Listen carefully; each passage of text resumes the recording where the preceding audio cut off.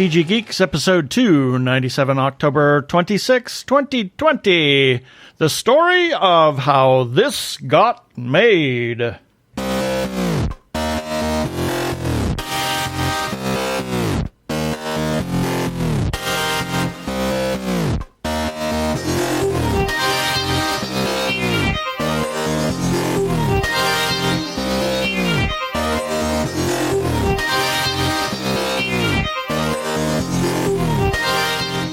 Hello and welcome to another webcast from tggeeks.com, where Ben and Keith, the two gay geeks, talk about all aspects of geekdom and nerdery.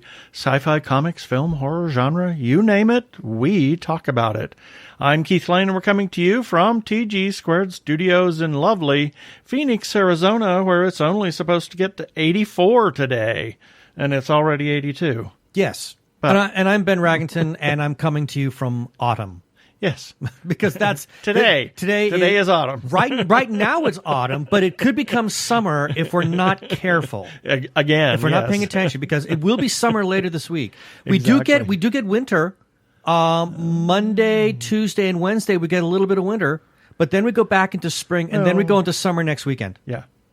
And then actual winter is like December 14th between 5 and 6 p.m.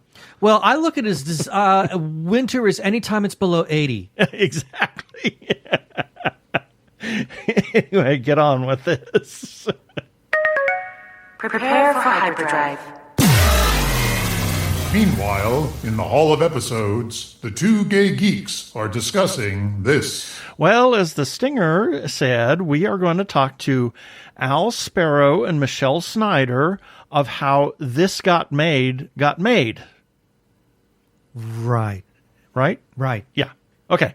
Then we have our birthday shout-outs, featured podcast of the week, feedback, some shout-outs, and in the second segment, we may talk about something, if we have time, because this is a lengthy episode, lengthy interview, but there was a lot to talk about.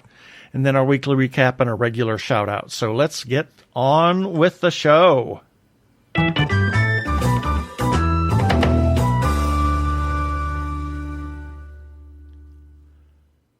And this time, we welcome to the show Al Sparrow and Michele Snyder, the creative minds behind This Got Made, as you can see on our website as well as YouTube. And they're going to tell us how Carlton came into existence. Welcome to the show, Al and Michele. Hello. Hello. Well, they're also the creative minds behind Studio for Ghazi. Did I say that right? Yes, that's the... Yeah, no. I want to throw in all the plugs there we can. Ghazi, actually, I get asked quite a bit, where did you ever come up with that name? And everybody assumes it's because I'm a fan of the band Fugazi, which, sure, but it actually came out from the idea that Fugazi is an old GI term for fouled up, zipped in, gone something. Hold on, Yeah. I've got that wrong. Fouled up, gone awry, zipped in, or zeroed in. Aha. And it all spelled Ghazi. And it meant a hopeless situation. So Right. when I was doing graphic design work, I couldn't get arrested just on people wanting to hire me directly. But anytime they would hire on the cheap and then get back something and it was horrible, they would come to me to try and fix it. Aha. And I charged. But that came out of, they were getting in a situation that was very Fugazi. It's kind of like snafu situation. Well, I was going to Exactly. I was going to say it's much better than Studio Fubar. Yeah, exactly. Yeah, or foo bar, yeah. Exactly. And obviously, when I say fouled, there is another word for it. Well, Right. yes, we understand. We're being polite. We understand. Yes, we're the politically correct and Yes. the non-explicit Yeah, I was all non-explicit. over the place trying to remember which was which. So, But anyhow, so that's how that started, and then over time, it's come to be pretty much anything that I work on. And since I'm married to Michele, it's she's got a vested interest in it. So Yes. anything that she does, we throw into the umbrella as well. right. So when did she vest in this company? It's been about 15, 16 years now. Yeah. Yeah, There we go. 16. I think we're coming up on 16 next year, isn't it? Wow. It's got to be 16. Yeah, when we were married on the bridge of the Starship Enterprise in Las Vegas, Nevada. Ooh, Oh, nice. That's cool. Yes, Klingon and a Borg, and was it a Vulcan in attendance? No, we had we had some Klingons, we had a Borg, and we were married by, my mother insisted, though, it was an actual priest. Yeah, we had to have an actual priest per her mother's insistence. So Interesting. we did do that. But the best part for me was the Vulcan, or not Vulcan, the Klingon woman was giving Michelle advice on how to handle me. And, that was good. It was cute. It was adorable. They all stayed in character while they were in attendance. It was a lot of fun. And no assimilations took place. Exactly.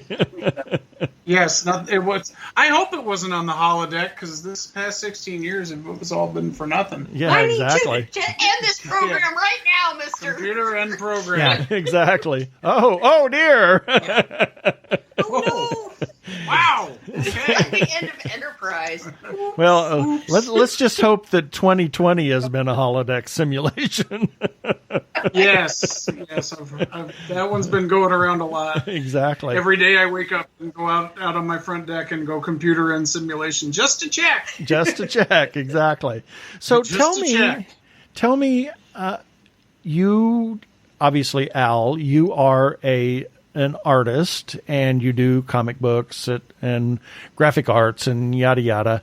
But Michele, you have recently, within the last couple of years, picked up another little hobby, shall we say, and that is puppets.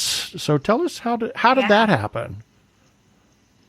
I met, with going to Comic-Con, I met a gal named Stacy Gordon. She's usually at the Phoenix Comic-Con every year. She plays an actual Muppet performer. Right. We met her. Plays, Yeah, we've met her. Yeah. I think Yeah. we met her at the same Comic-Con you did. She's on Sesame Street. Yeah, she's an actual Sesame Street aficionado, but she has her own company called Puppet Pie, and I took lessons and did some stuff from her. And really, actually, what though got me into it is I bought a little sock puppet, and I showed it to my niece, who was at the time like 4, and it was a surreal moment. She thought that puppet was real. That puppet is her best friend. She wants that puppet to be with her all the time. Wow. I'm just somebody who sits in the room and actually has to hold the puppet. But yeah, so the connection that I made with my niece was so cool that I was like, I have to do this. That is cool. And then This is the same niece that I taught to sing Yes, War Pigs War Pigs, by yeah. Black Right. Sabbath. So and Al, you kind of we've talked to you before on the podcast.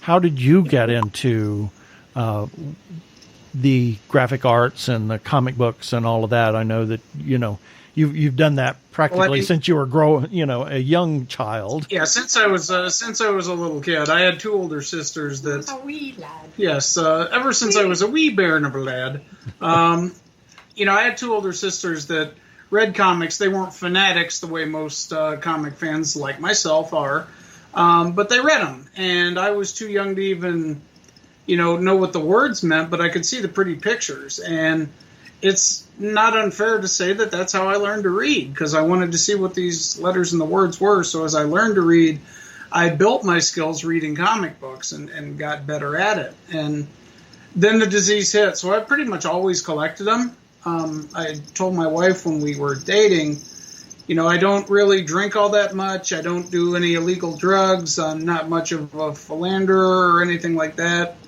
But I do collect comics, and probably you're going to wish you'd married a cheating drug addict, alcoholic. I have a By the whole time we're done. storage shed full of comic books. Exactly. I have almost every episode on videotape, honey. I know. That's our little. There's That was our catch line.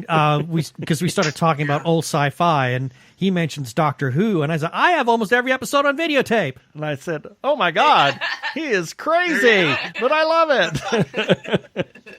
But as far as all that goes, I was happy to just be a fan, be a reader, and only lately have I really started getting into making my own and learning the craft of it and all like that. I was that kid who always doodled on his homework, and the B that I got could have been an A if I hadn't included my artwork and all that kind of good stuff. But as far as the puppetry stuff goes, I was intrigued by it. I had puppets when I was a kid, and I loved playing with them. But when Michele got a hold of this and said, this is something I really want to pursue, I kind of backed off initially, just because I wanted her to have something that was hers. Right. She's not really into comics in the same way that I am, and it's nice to see her have something that she enjoys, or enjoyed, in the same way that I love comics, and so she's really taken to it, and it was something that, I had the same, oh wow, I'd love to learn this, but at the same time in my head I was like, back off and let her have this, let her have something that you can help out with. Yeah. And so that's kind of where that came from. And, it didn't work, because now we're working together on This Got Made, which is part comics, part puppetry, and all this good stuff. So, but isn't it fun to have something that you both enjoy and can do? Well, you haven't seen the outtakes. Yeah, the outtakes. You haven't seen the outtakes where we're yelling at each other and all like that. We've got the footage, and at some point we may have to do that.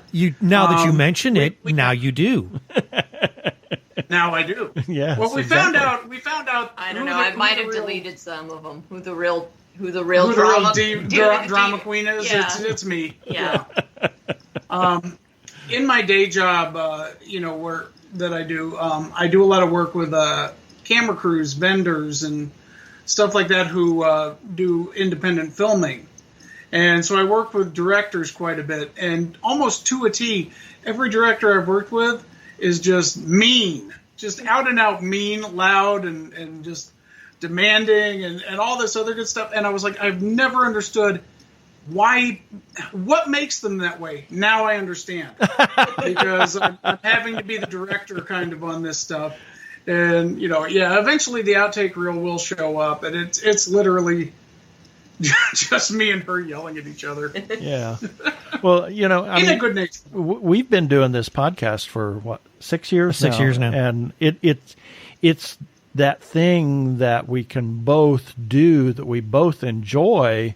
And to be honest, it really kind of has deepened our relationship. I mean, after 24 years, we were 18 into it before we started this. And now, it's incredible. So I think anybody or any couple that can find something that they both enjoy doing, it's a great, it's a wondrous thing. Yeah. And I would say that the rewards outweigh any negative because things that might happen. Trust me, initially at the beginning, oh God, it's like the screaming and the hollering. The fights are always good natured, and the screaming and hollering that happened this morning. If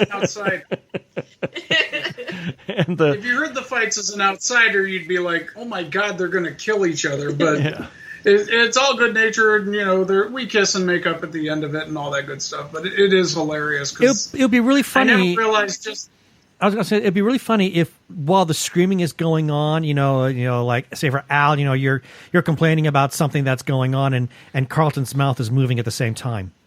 She does. I do that all the time, so we have to find those outtakes. Yeah. Oh, that will be a jewel. I keep the mouth moving. Aha. So I have said things that he just is saying, and the mouth is still moving. Oh dear. Yeah. Well, that's. That's part of the fun of it. For anyone listening who's interested, just in watching Michele work, and I visited with the Puppet Pie people as well. There's such a craft to doing puppetry that you really don't appreciate until you actually see it being done. Right. Most of us can put a puppet on our hand and move the mouth, but there's so much more to it that you just don't realize because you're in the audience enjoying it. Right. So it's almost like any other artistic endeavor. You don't understand what actually goes into making that thing you're enjoying. Yes, and I heard that. And it's fine if you don't want to know it, but if you're ever curious, it's... Yeah. Well, yeah. And I heard the cat in the background there. Yeah, we just heard the cat. Yes. Our cat's here. We have 3, So this was one. Uh-huh. This is Keeker. Sorry, she's mad. We shut the door. Uh-huh. There's no airflow, or some course, feng shui is just really Everything's messed up. Yeah. So how did Carlton? Did the puppet come first? Did you make the puppet and then you said The puppet the came show? first. and then Well, you said, I mean, "Oh my you gosh, we said- can do this with him," or how did this whole Carlton Tetley thing happen? Carlton Tetley came out because we decided initially, hey, we want to do a podcast, a video podcast, and we could do it based around comic reviews. Well, we both attended at San Diego Comic-Con the year before, back when we actually could do Comic-Cons. There's an artist I love. I've loved him for decades, called Scott Shaw. And he did a comic back in the 80s called Captain Carrot and His Amazing Zoo Crew. Go check it out. It's basically what if Looney Tunes were legitimate superheroes and in a world riddled with puns. Oh dear. Everything is kind of a play on words. So the writing is top notch, the artwork is fun, and you can probably find all the issues for real cheap in your back dollar bin. But I've always loved Scott, and he does a panel every year called Scott Shaw's Oddball Comics.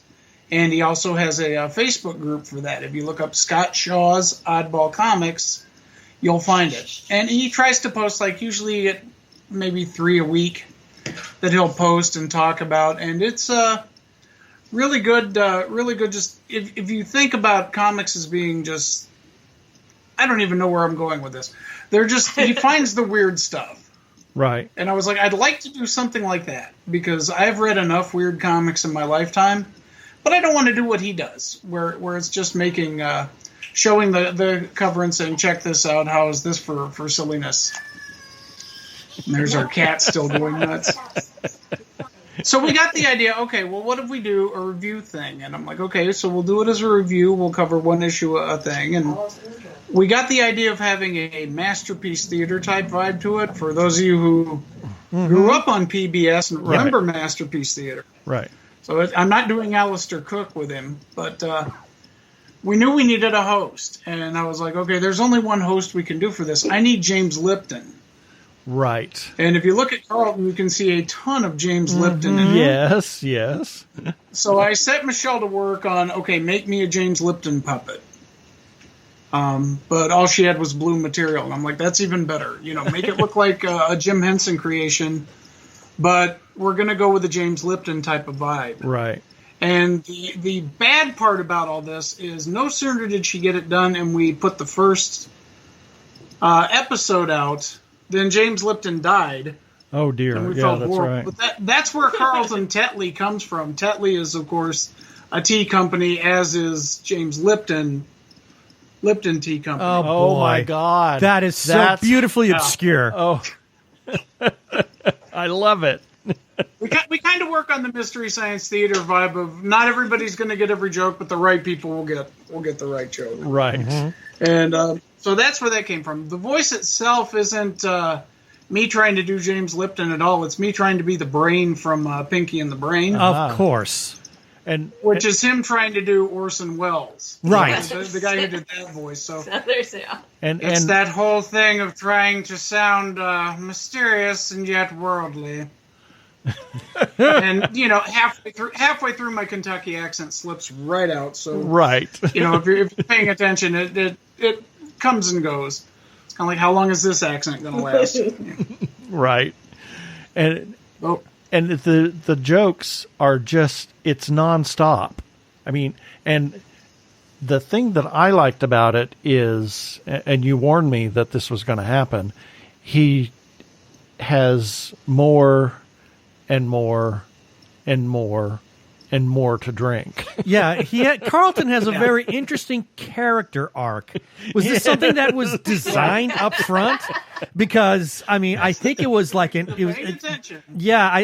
want to say it was episode 9, maybe. I think it was episode 9 where something seriously wrong happens to Carlton, and it was hilariously funny. So was that designed? And it's plain as day for anybody who watches from episode 1.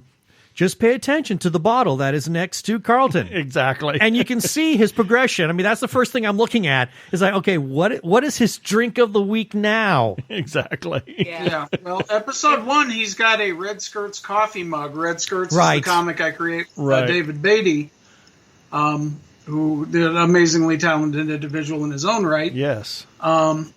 He did all the artwork, but we had to put that up. So he starts out with coffee. By the time he gets to episode 9, it's a bottle of Shiva's Regal or whatever. I don't even know how you pronounce it.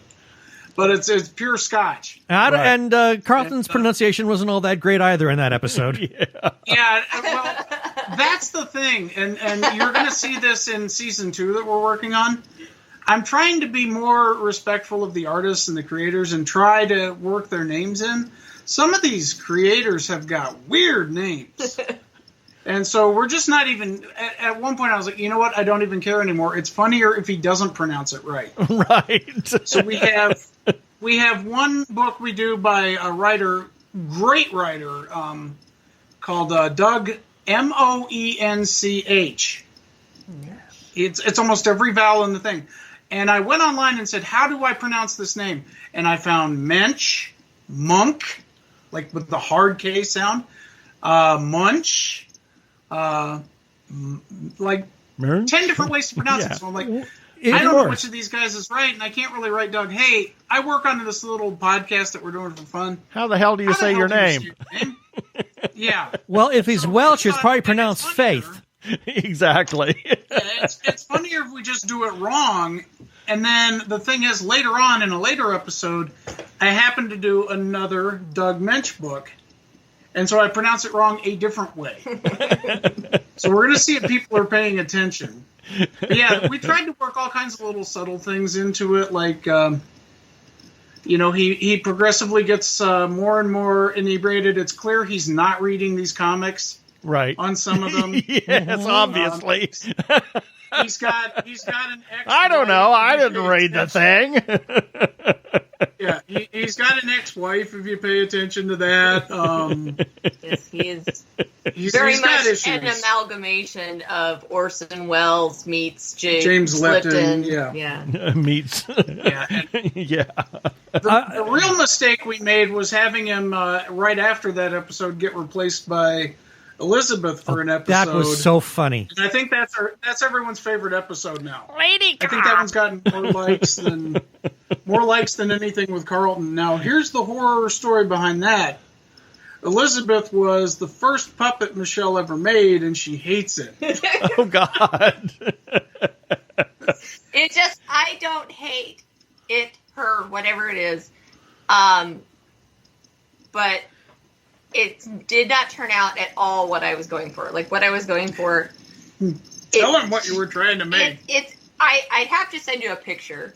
I finally made one, like this cute little puppet. And his name's Minty, and he's adorable. He's got, that's kind of what I was trying to make.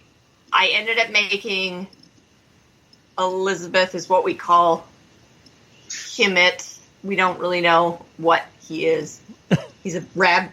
I say it's a lab test rabbit that got out. I don't know. We don't pretend to even know, but for some reason she became my favorite puppet. As soon as she made it, Michelle was like most artists, we hate the things we create. Yes. And she's like, what do you think of this thing? And I was like, I love this puppet. She's like, I absolutely hate this thing. And I was like, no, this is the best thing you've ever made. And I love this thing, and we're going to use it in the show.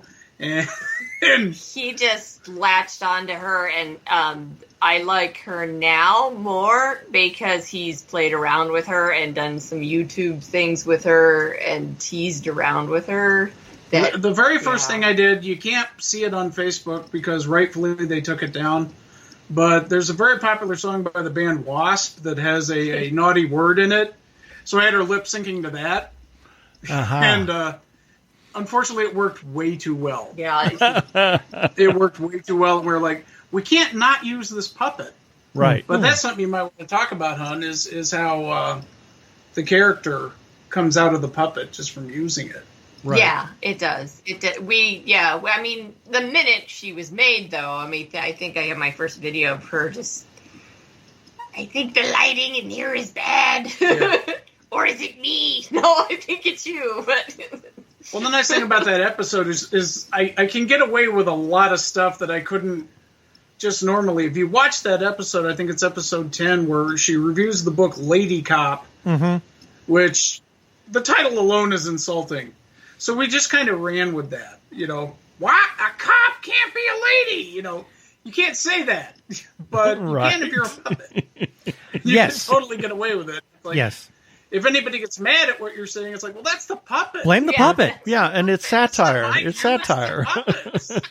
Yeah, and have it being a puppet makes a satire. Now, unfortunately, we're running out of time, but I do have one last question, and it's something that I didn't realize. So, Michele, you're operating Carlton while, Al, you're providing the voice, correct? Yes. That's okay. Now, explain that one, because I've seen a lot of behind the scenes videos. With Jim Henson and Frank Oz, and you see them providing the voice as they operate the puppet. And from studying with Stacy and the professional puppetry, you are not really, that is kind of sort of frowned upon. You need to be voicing the own puppet. Although more recently, if you see like some of the stuff like the Mystery Science Theater revival and things like that, they do the voices and have puppeteers from Henson do the puppets. Right. So first, if we're just on the same wavelength so well, it's so far worked out that I know what he's going to say.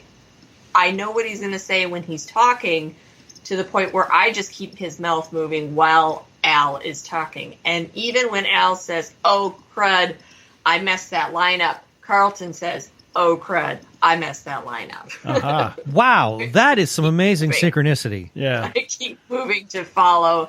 And it turns out pretty well. I think we've just been lucky. I don't know if there's... We've been living together for 16 years. But I think the synchronicity and the way the camera shot, and I look at the screen, it was born of necessity, because we film using a Canon camera that unfortunately does not have a mic output. So I have to be standing next to the camera in order to... get any decent audio out of it. So there's that aspect of it as well. Yeah. Okay. Interesting. Trying to get... Yeah. Well, I mean, traditionally, what Michelle's saying is absolutely true. She should be doing the voice, but she can't do Carlton. So I can't... I probably could operate the puppet, but not nearly to the level that she does. Right. You'll see, we just put a new one out. I don't know when this will air, but this morning we put a new one out where I'm actually doing a chameleon puppet, and it's night and day. If you watch how I'm a guy holding a puppet on my hand, moving my hand. But if you watch, Michelle's puppet will come in and interact. And, to a trained eye, and probably to anybody just watching, it's night and day. Mm-hmm. One guy is this idiot moving his hand, and then there's his wife, who actually looks like she knows what she's doing. I'm trying. Got it. I'm trying. Okay, well... I would love to talk more, because I think there's so much more ground that we can cover here, but unfortunately we're running out of time. So you've got Carlton Tetley, This Got Made, and you got something else going on, because you just ended season 1 of that. The Sammy Hain. Yes. Season 1 got done, and we decided, we didn't decide. Michele said, "I want to do some Halloween stuff. Get off your butt. We're doing this." And kicking and screaming, I helped. Yeah. But we thought that would be a good filler while we work on season 2. Probably still going to take maybe a month off and then start running the season 2 episodes. You can't take too long between things, or people forget. Right. And we definitely understand that. But at the same time, I've got to read some more bad comic books and review them. Yeah. But go ahead. Yeah, we did the Sammy Hain show, which is Sammy is, again, all these puppets that you're seeing are created by Michele. She does amazing work. So, go watch those episodes as well. They're under that This Got Made playlist. But Sammy is kind of a character that, talk about him. What was your... He's basically I think he just wants to do a late show podcast thing. And I'm trying to throw in stuff where he says things like, "Let's pray to the ghost of, a late night icon." He and they're not dead, but he believes, the Tonight Show people can help him do a podcast. Indeed. And that one's actually done really well. I think it's the spirit of Halloween, but people are like, "Oh my God, this is cute." So yeah, that's good. I think I'm going to run both of those next weekend since it's Halloween. Yeah, that'll work definitely. well. Do it back to back. So if people, the other one doesn't have Sammy as much, it's Gus. Okay. But we count down the top 5 scariest albums of all time, and number 1 is the Beach Boys' "Endless Summer." So.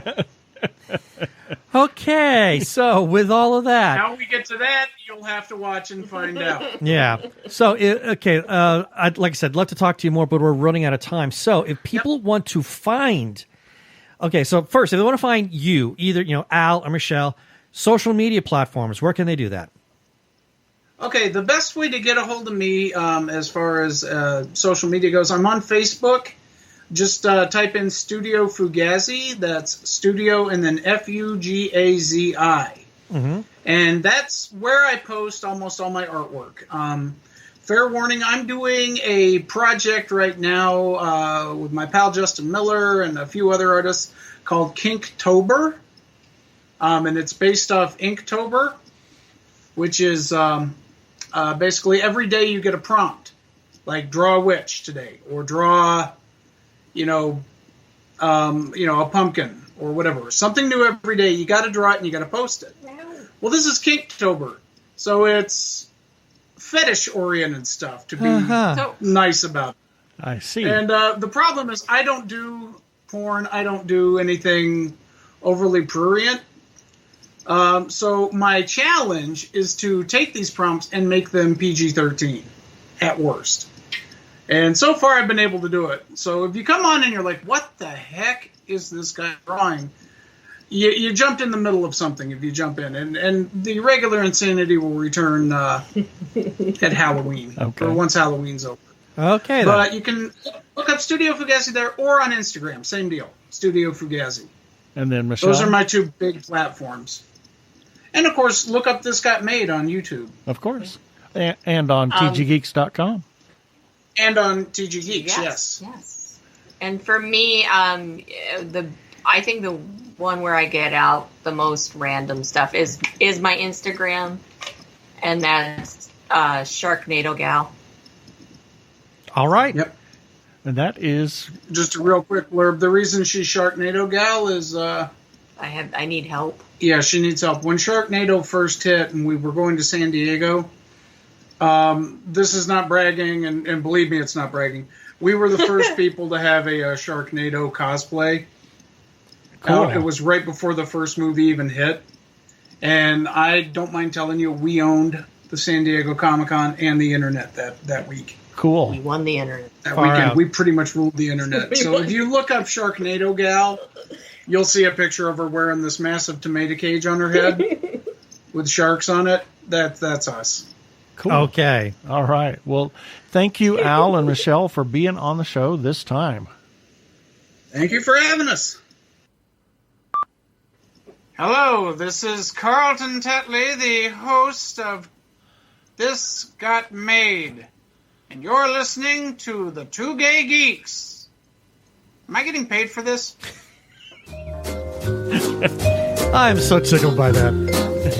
That was great. We have another one, too, that Carlton did for us that's equally as funny. And now we have a few selected birthdays for October 26th through November 1st, 2020. October 26th, Anthony Rapp, actor, Star Trek Discovery. Yeah, everybody's favorite LGBTQ character on Star Trek. He's an out gay man playing an out gay man on television. Amazing, isn't it? Yes. Just truly amazing. And in a good relationship, and too. in a good relationship, exactly.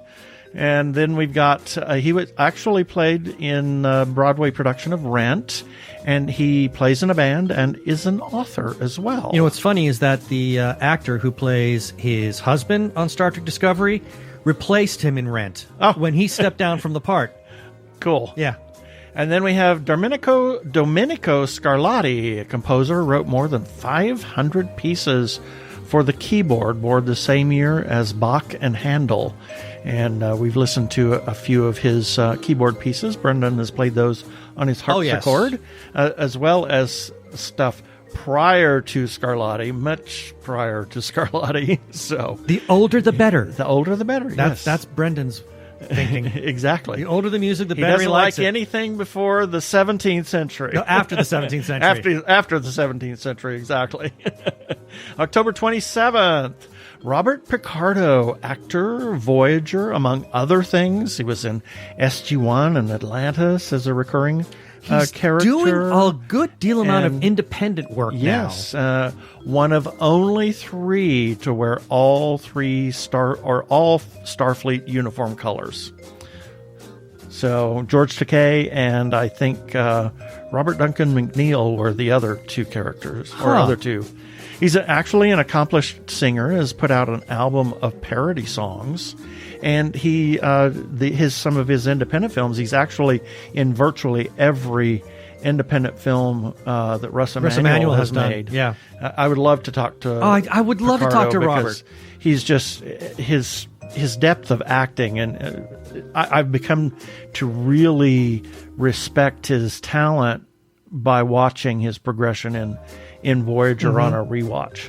And I'm always fascinated to talk to somebody who, I mean, he's a highly visible character. I mean, he really made a name for himself in Star Trek, and yet he has decided to take this path to support independent filmmakers. Yeah, exactly. And I'm fascinated to know why he decided to go down this route. I mean, not as a criticism, but more as, I respect you. Thank you for doing that, because, as I've said many times, there is a lot of talent there. Exactly. And I appreciate the fact that he supports them in this way. Yep. Also on October 22nd, Niccolo Paganini, composer, virtuoso violinist, wrote some of the most difficult violin music and exercises because he had very large hands, so his exercises are built for that. Then we have John Cleese, actor, Monty Python, among other things. And we have Facebook friend Alice Harper and Brian Wensloff. Happy birthday. October 28th, we have Elsa Lanchester, Bride of Frankenstein, Murder by Death, Oh, yes. Mary Poppins, and was married to Charles Laughton at one time. Yes, she was. Then we have Edith Head, costumer. Legendary costumer. 8 Academy Awards, tied with Alan Menken for a number of Academy Awards. She did not actually wear sunglasses. All of her photos she's showing these huge glasses with what looks like sunglasses, but they were not sunglasses. They were blue tinted glass to simulate what was seen on the screen for black and white, so she could actually and people that knew her outside of that were her friends would see her with regular clear tint glasses. So it was simply to help her pick the right patterns. Exactly. That's very smart. Yep. And then we have a friend of ours, Megan Enlow and Miguel Gonzalez. October 29th, we have Bob Ross, educator and artist. His joy of painting with his happy little trees. He was never paid for that show. And he did it just to further his teaching, or advertise his teaching career, shall we say. My stepdad was a huge fan of Bob Ross. And I have to admit, Bob Ross pisses me off. The man really pisses me off because he makes it look like, okay, well, anybody can do this. And you see him do with these little smudges, and the next thing you know, that smudge became a tree? Yeah. With detail? Or that little line became an entire mountain, snow-capped mountain. It's like, how dare you? With trees on it. How dare you make me feel like a completely insignificant boob because I can't do what you do? Exactly. And he gave all the paintings away. He did 3 different paintings, one for reference. He completed the whole thing, one for reference, one that he completed on the show, and one more detailed that he finished after the show. And then, so it's just amazing. I've watched a couple of his shows, and it's truly amazing. Ralph Bakshi, director, Wizards, Lord of the Rings, Fritz the Cat. I have such a love-hate relationship with this man's work. I know. I really do. He was actually the animator on 96 episodes of Deputy Dog. Oh, I didn't know that. Yes. Among other things. I mean, I heard of him because of Fritz the Cat. I mean, such a big deal that this X-rated, you had an X-rated animated feature. I mean, that was nothing had ever been done like that before, and even since. And then, of course, here I'm in high school. I become a big Tolkien fan, and he does Lord of the Rings, and wow, interesting. Yeah, exactly. I mean, again, I have a love-hate relationship with that work. Exactly. And then I have a classmate of mine, Dwayne Smither. Happy birthday. October 30th, Henry Winkler, actor, director, The Fonz. If you really want to see him do something serious, yes, An American Christmas Carol. Oh, so good. I mean, since it's coming up on the holiday season, you should really look that up and find it. He does a great job, and it's a different take on the Christmas Carol. But it's theme really powerful. Yep. Then we have Ruth Gordon, actress. She was Rosemary's Baby, Oscar winner for Best Supporting Actress, and she was in Harold and Maude. Mm-hmm. She was Maude, of course, in Harold and Maude. Certainly not Harold. Yeah, what a strange film! What a strange film! And of course, my favorite president, John Adams, on October 30th. Then we have a friend of ours, Susan Hurley, Mario Ortiz, and Pablo Absento. October 31st, Peter Jackson. Speaking of Lord of the Rings. Speaking of Lord of the Rings, the director of the real Lord of the Rings. Yes. And the real Hobbit. Although, when you say the real Lord of the Rings, Bakshi would take great exception because Bakshi hated Peter Jackson's take on it. Well, of course he did. But I love it. And among other things that Peter Jackson has done, a wonderful director. And then we have Ollie Johnston, animator, Imagineer, one of Walt Disney's 9 old men, one of the first Disney legends. He lived next door to Frank Thomas, who was another animator. And they were the Imagineer. best of friends. Best of friends, lifelong friends, and instrumental in getting Walt into trains along with Ward Kemble. Oh, I didn't know Ollie had a role in it. I knew absolutely. Ward did, but I didn't know about Ollie. Absolutely. And then November 1st, we have Tim Cook, the CEO of Apple, an out gay man running one of the top corporations in the world. That was such a big deal when he took over for really was for Steve Jobs. Yep. And then Peter Ostrom, actor. Charlie Bucket. He played Charlie Bucket in Willy Wonka, and then he quit acting and became a vet. Yep. In Lowell, New York. And he works with farm animals mostly. Yes. He became fascinated with horses after Willy Wonka and decided to become a veterinarian. Yeah, good for him. Yep. And he does con appearances here and there, occasionally. A little extra money in the pocket. When he can. He does not eschew his time with Willy Wonka. Yeah. He's just happy doing what he's doing now. And that's it for the birthdays this time.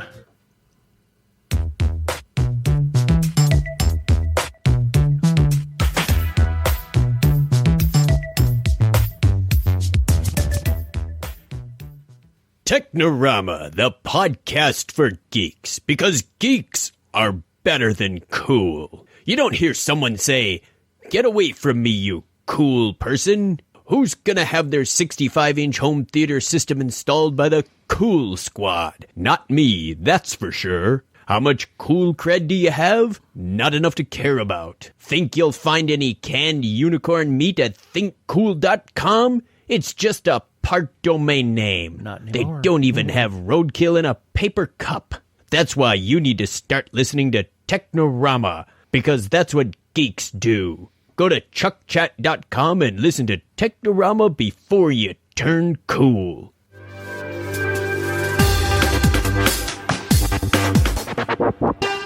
Go give a listen to our friends Chuck and Craig over at Technorama Podcast. I'm Daniel Radcliffe, and I believe that reaching out for help is the bravest thing a person can do. If you are struggling and need support, call the Trevor Lifeline at 1-866-488-7386. It's free and confidential, and trained counsellors are there to listen 24/7 without judgment. To learn more about the Trevor Project's life-saving work for lesbian, gay, bisexual, transgender, or questioning young people, go to thetrevorproject.org.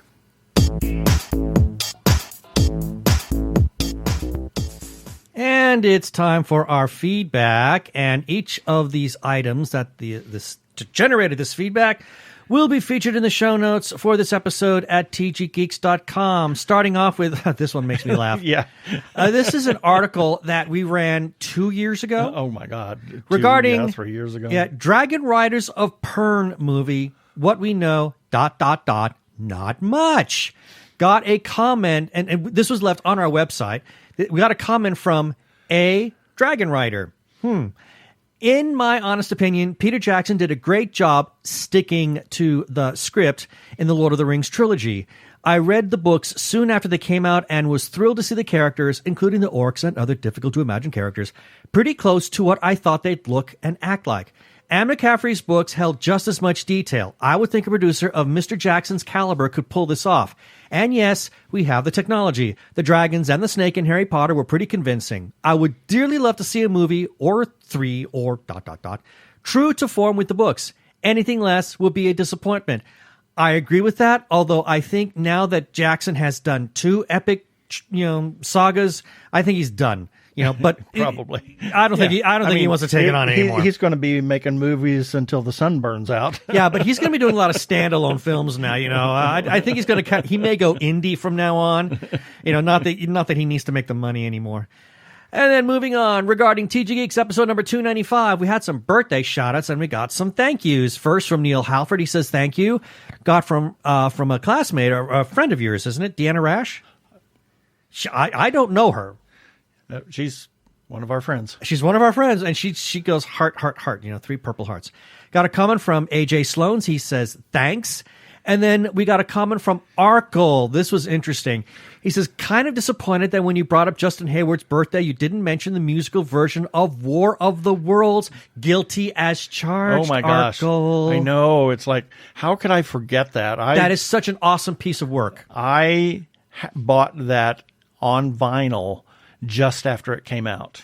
You're the one who introduced me to it because I had never heard of it before. And you played it for me. 1978. You played it for me, and I'm like, oh my God, why did I not know about this? Exactly. And then moving on, he says, also the Voyager talk reminded me. A few episodes ago, you read a comment of mine but said you were splitting in half. Did the second part ever get read? No, I'm sorry. He goes on. I'll be honest, I don't remember all of what I said. My short-term memory is a joke, to be perfectly honest. And, Arkle, well, I'm kind of with you because I accidentally deleted it. and I've been looking for it. I can't find it. I am deeply sorry. I wanted to read it because I thought it was interesting. I really did, and that's why I wanted to save it. But my bad, so let the floggings commence. Yes. And then we close it off. Got a comment from David R. Slayton on Twitter because we interviewed him in episode 295. He says, thank you for having me on. I had a blast getting to talk to the guys about White Trash Warlock and my background in Oklahoma. And that is our feedback for this week. And if you want to leave a comment, whether it's on one of our podcasts or on an article, you can do that on our Facebook page, on Twitter, on our website, or on YouTube, or any place else that you can find a comment area. You can also call us and leave us a voicemail feedback, and you can do that by calling 469-TG-GEEKS. That is 469-844-3357. And as always, please play nice.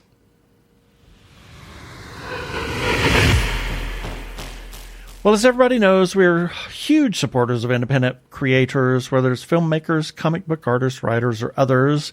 Please support independent creators by going to their Etsy pages, Twitter pages, Facebook pages, web pages, Instagram pages, MySpace, or any place else that you find them, and talk about their stuff, talk to other people about their stuff, talk to them, buy their stuff, support independent creators.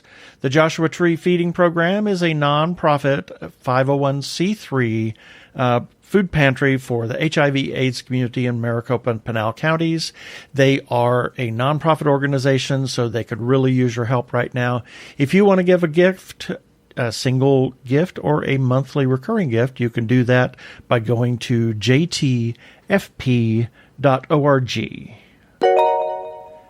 If you are trans or are questioning your gender identity, and if you are in crisis or are feeling isolated and need someone to talk to, or you know of someone in a similar situation, there is a special hotline just for you. The hotline is provided by translifeline.org and staffed by trained counselors who are transgender themselves. The hotline in the U.S. is 877-565-8860. In Canada, it is 877-330-6366. Or you can go to translifeline.org to learn about the important work they are doing. Please reach out for help. You are not alone. Yeah, baby. They're like two gay geeks. They're together, you know. They're two gay guys and they're geeks. Is that okay?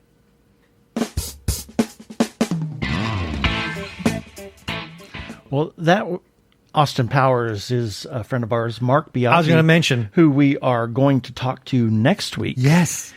He does a lot of voiceover and some other stuff. But this is our second segment, and I just want to talk about what we... I knew you would. One of my all-time favorite Star Trek episodes ever. It's a piece of genius.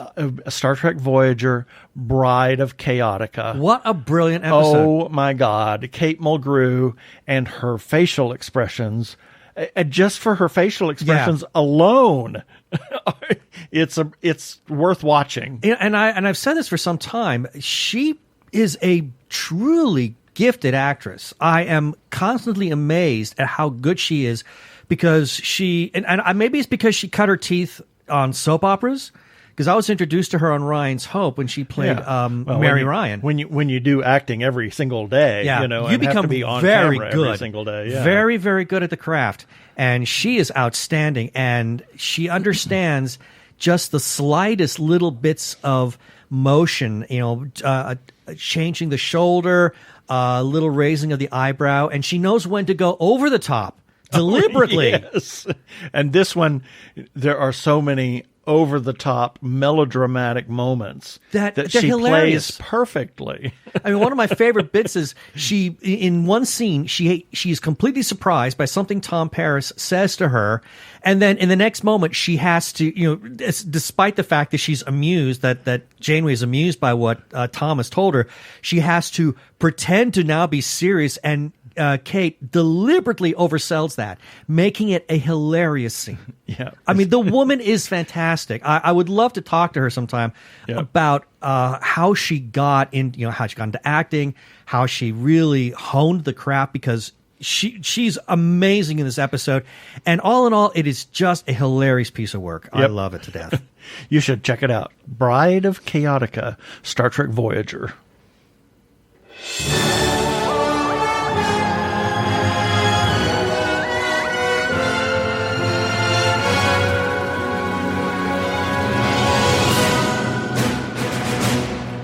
And this is time for our weekly recap. These are the articles that we ran on our website at tggeeks.com, and we have the links for each of these articles in the show notes for this episode at tggeeks.com, starting with Sunday, October 18th, Nerdy Chupacabras number 18. Ooh, what a coincidence. On Monday the 19th, TG Geeks episode number 296. On Tuesday, Ben's Breakdown, The Right Stuff, 3-episode thoughts. And I'm pleased to say that a lot of the cast members of that show are on Instagram, and they've liked my review. Wow, talk about, you know, okay, I'm kind of you know, jazzed by that. On Wednesday, October 21st, Mojo Global Arts signs writer/director/producer Patricia Chica for representation. Coolness. On Thursday, the 22nd, will we ever see a Xena warrior princess? ... Anything? And then on Friday the 23rd, Hamish Downey's 5 Questions with D.H. Chester, as well as Ben's Gay Breakdown. Stray Fears is a multi-layered, dark, horror-filled surprise. And has a book that was written by Greg Riash, who we interviewed recently. And then we close it off with Saturday the 24th, This Got Made, hosted by Carlton Tetley. Episode 11, Super Boxers. And that's what we ran on our website at tggeeks.com.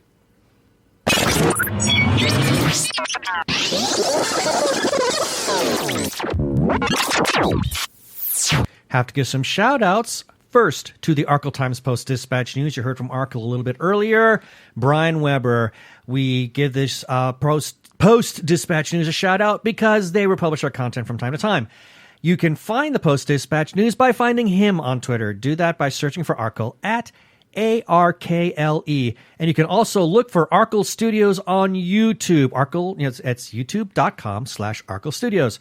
Brian has a number of projects. His Shameless Cash Grab series, his Rants vs. Zombies series, and his game videos of Trick and Treat, as well as Star Trek Online. And I admit, I was about to take a look at that at one point last week, and then I got distracted by something else. Shiny object.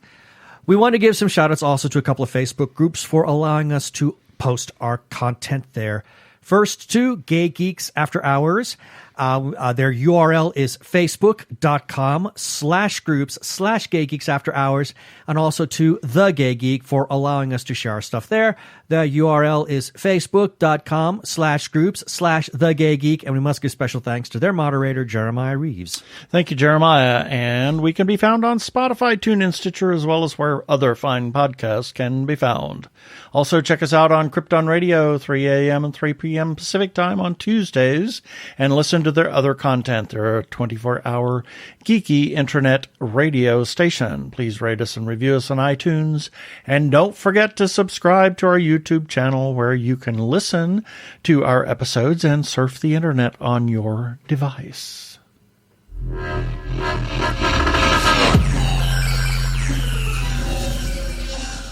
And that should do it for this episode of TG Geeks Webcast. Be sure to check out the article for this webcast episode. We're going to have several links on the page. And remember, you can comment on our Facebook page or our website, tggeeks.com, or you can call our... leave us a voicemail at 469-TG-GEEKS. That is 469-844-3357. From TG Squared Studios, I'm Keith Lane. Thanks for listening. Please be kind to yourself and those around you. Stay home, stay safe, and stay sane. Peace. Cheers.